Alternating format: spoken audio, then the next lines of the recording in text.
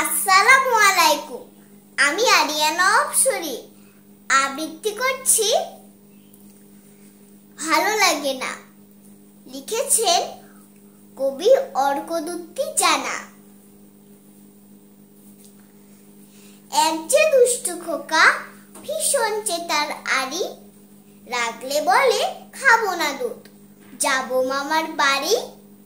মামির হাতের নাড়ু খাবো, খাবো চিংড়ি মাছের ভাজা। হুনো বিড়াল আসলে পরে বলবো মারবো তোকে, যা এখনই যা। মামা আমায় কিনে দেবে নতুন অনেক খেলনা।